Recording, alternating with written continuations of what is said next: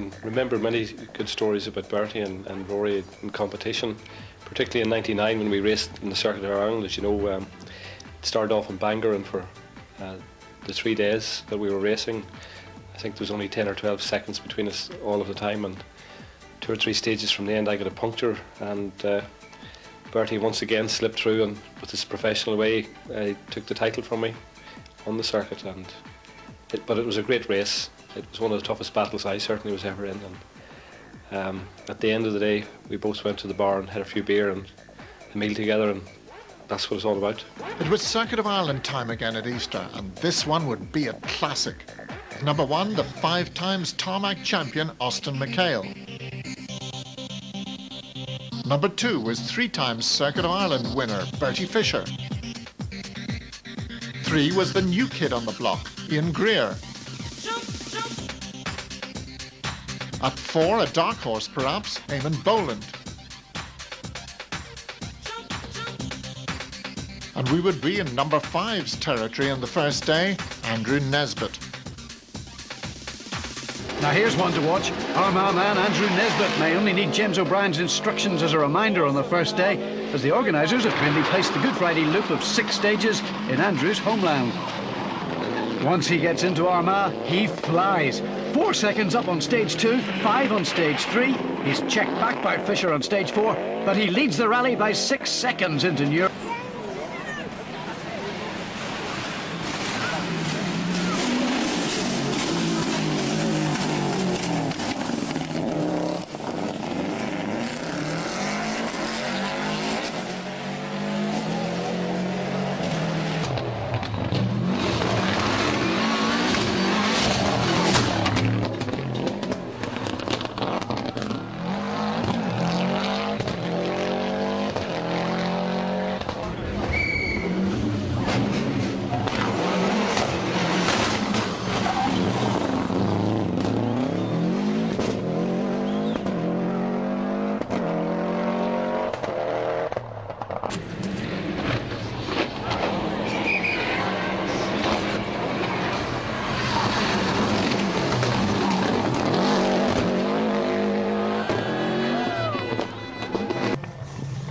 Victor.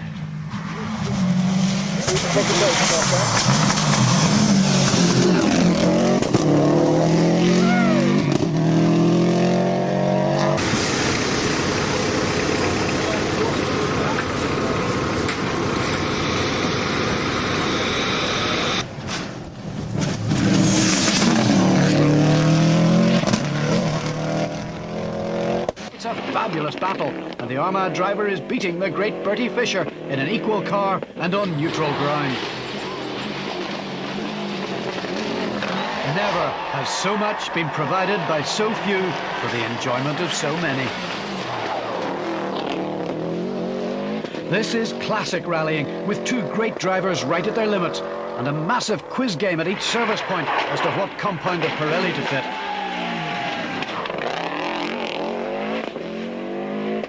Yes. But sadly, the anticipated shootout is over almost before it has begun. The Cuisine de France car clips a rock on the Buckshead stage and drops 37 seconds to the Toughmac car.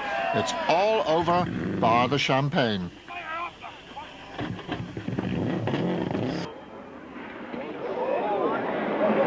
Andrew would certainly be in Ambrews' notebook after that one, but it only drops him 1 second over the 8.5-mile test. Talla Square, Easter Sunday morning. And with things so close to the top, even this spectator stage has to be taken seriously. Andrew and Bertie tie for time in the square. But this time-consuming spin on stage 17 close to Kinnegad does not help the Philip White Tyres car's cause.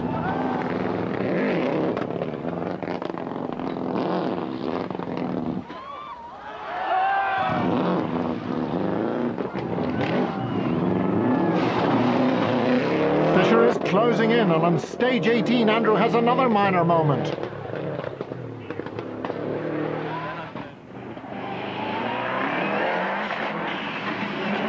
By the Kilbeggan service, the gap is down to just 8 seconds. Meanwhile, the battle rages on. Stage 11, Kilmacrae runs along the Vale of Avoca, and Andrew's lead is under threat again. He falls back 6 seconds to Fisher here, then replies to his rival on stages 12 and 13 by taking 9 seconds back. It's a fabulous battle, and the Armagh driver is beating the great Bertie Fisher in an equal car and on neutral ground. The rally's only half over at this stage. Tomorrow's going to be equally as competitive, particularly that there's very little time between the two of us, and who knows what tomorrow will bring. And there are fears about the differential in Nesbitt's car, but thankfully everything is okay. I know Bertie's impressed with what's been happening this weekend. He must be delighted. I'm very pleased. He and I have been having a great battle, and true to his word, he's a good old teacher, and if you can stay with him, you're going to learn a lot. And learn a lot he has. That's down to 8 seconds, but you know, there's obviously still a long way to go in the rally, and Andrew's still going very, very quickly, I can assure you, you know.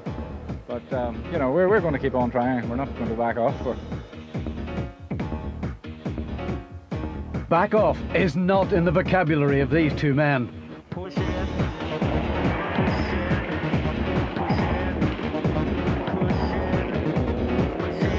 Stage 20 and no change as Nesbitt and Fisher tie, so the gap at the top remains at 8 seconds.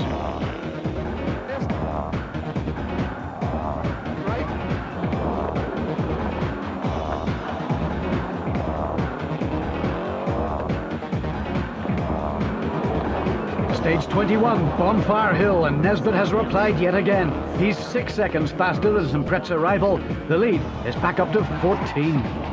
Oh, it's a great rally. I'd say it's one of the best battles that I certainly have ever been in, and we're moving now to the dark stages over in Drogheda, and who knows what will happen there, but hopefully the pace will continue to stay at what it's at. Andrew Nesbitt and James O'Brien are second.